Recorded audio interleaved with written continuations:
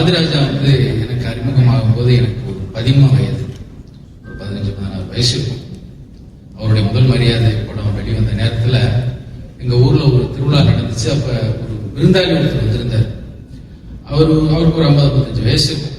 அவர் வந்து இந்த முதல் மரியாதையை பத்தி ஒரு 10-20 பேரை கூட்டி வச்சு பேசுறாரு. பேசும்போது எங்களுக்கும் கொஞ்சம் ஆச்சரியமா இருக்கு. அவர் கொஞ்சம் நகரத்துல இருந்து வந்தவர், அதனால அவர் இந்த படத்தை பார்த்துட்டாரு. அதனால அவர் சிலாகிச்சு பேசுறாரு. அதுலயும் குறிப்பா அந்த ராதாவை பத்தி பேசும்போது ரொம்ப சிலாகிச்சு பேசுறாரு. அதுல ஒன்று சொல்றாரு, அம்மா வெட்கப்படாம நடிக்குது அப்படின்னு. எங்களுக்கு எல்லாருக்கும் கொஞ்சம் வெக்கமாவும் இருந்துச்சு, எனக்கும் கொஞ்சம் வெக்கமா தான் இருந்துச்சு. ஆனா ஒரு கதையில டீப்பா போயிட்டு கதையை பத்தியே சொல்றாரு. ஆனா என் மைண்ட்ல மட்டும் அந்த அம்மா வெட்கப்படாம இருந்துச்சுங்கிற அந்த ஒரு செய்தி மட்டும் எனக்கு ரொம்ப ஸ்ட்ராங்காவே இருந்துச்சு. அப்ப நான் நினைச்சுட்டேன், எப்படியாவது இந்த படத்தை பார்த்துடணும் அப்படின்னு நினைச்சுட்டு அப்புறம் படம் எங்க ஊருக்கு வரும்பொழுது திருட்டுத்தனமா போய் அந்த படத்தை போய் பார்த்தேன். அப்ப நானா நினைச்சுட்டு இருந்தேன், எப்படியா இருந்தாலும் ஒரு சீன் 2 சீன் ஏதோ ஒண்ணு இருக்க போகுது. ரவுக்கே இல்லாம இருக்க கையை தூக்குவாங்க, அப்படி தூக்குவாங்க, பாடல் காட்சி இருக்கு அப்படிங்கிற ஒரு அற்ப புத்தியில தான் அந்த படத்தை நான் பார்த்தேன். ஆனா படத்தை பார்த்துட்டு வெளியே வரும் பொழுது அழுகதான் வருது. நமக்கு மாலை மாலையா பார்த்துருக்கேங்க, இப்படி ஒரு காவியமா, இப்படி ஒரு காதல் இருக்குமா? அப்ப நான் சொன்னேன், அந்த படத்தை பார்க்கறதுக்கு முன்னாடி இவர் பாரதிராஜா திறமையான ஆளுங்கிறாங்க, ஆனாலும் ஒரு வகையில தப்பு பண்ணிட்டாரு. சிவாஜி கணேசனுக்கு வந்து ராதாவை ஜோடியா போட்டுக்க கூடாது, நம்ம ஜுஜாதா மாதிரி இல்ல குறைஞ்சபட்சம் ஒரு ஸ்ரீபிரியா மாதிரியாவது ஆளை போட்டிருந்தா தான் சரி வரும். ரொம்ப வயசு வித்தியாசம், இது 60 இது 20, சுத்தர சரி வராது. இந்த இடத்துல இவர் தப்பு பண்ணிட்டாரு அப்படின்னு நான் ரொம்ப அடிச்சு பேசினேன். ஆனா நான் 60 கணக்கு அப்புறம் தான் தெரியுது அந்த ஜோடி சரியான ஜோடி தான். அப்படி ஒரு உண்மைதான் இருக்கு, இது ஏற்றுக்கொள்ளக்கூடியதுதான் அப்படிங்கிறத காலம் நமக்கு உணர்ந்து. ரெண்டாவது பாரதிராஜா பத்தி சொல்லும் பொழுது அவர் நம்ம தமிழ் இலக்கியங்கள் பக்தி இலக்கியங்கள் சொல்ற மாதிரியே அவர் இன்ன தன்மையன் என்றறிவுன்னா எம்மானே எழுவந்த பிராணே அப்படின்னு சொல்றாங்க. அது மாதிரி அவருடைய படங்கள் இன்ன கேரக்டர் இன்ன தன்மைனே நம்ம சொல்லக்கூடாது. அவர் ஒரு சுலபத்தான் சொல்றதுக்காக அவர் ஒரு கிராமிய டைரக்டர் அப்படின்னு நம்ம சொல்றோம். ஆனா அவர் கிராமிய டைரக்டர் மட்டும் கிடையாது.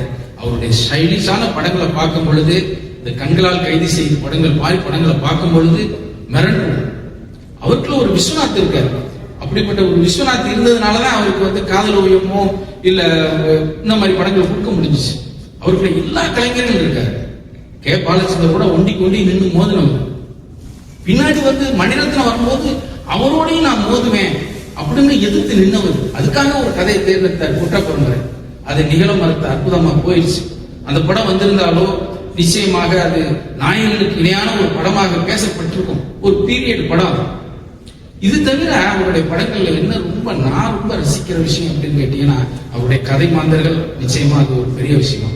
அதெல்லாம் மீறி அவருடைய கலை பொருட்கள் எல்லா இடத்துலயும் பாத்தீங்கன்னா பேக்ரவுண்ட்ல ஒரு மாட்டு வண்டி பின்னாடி நிற்கும், ஒரு பெரிய மாட்டு வண்டி நிற்கும், ஒரு கூட்டு வண்டி நிற்கும், 2 வர்த்தாடு போகும், 2 செம்படியாடு போகும், 2 செவலப்பசு போகும், ஒரு உரி இருக்கும், ஒரு உரல் இருக்கும், கமலை ஏத்தம் வரும்.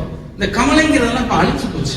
இப்ப உள்ள குழந்தைகளுக்கு அதெல்லாம் தெரியுமான்னு கூட தெரியாது. தண்ணி இறைக்கிறது எப்படின்னு கூட தெரியுமான்னு தெரியாது. ஆனா பாரதிராஜாவுடைய படங்களை பார்க்கும் பொழுது இந்த மாதிரி கலை பொக்கிஷங்களை எல்லாம் நம்ம தெரிஞ்சுக்கிறதுக்கு வாய்ப்பு இருக்கு. அது ஒரு முக்கியமான சம்பவம்.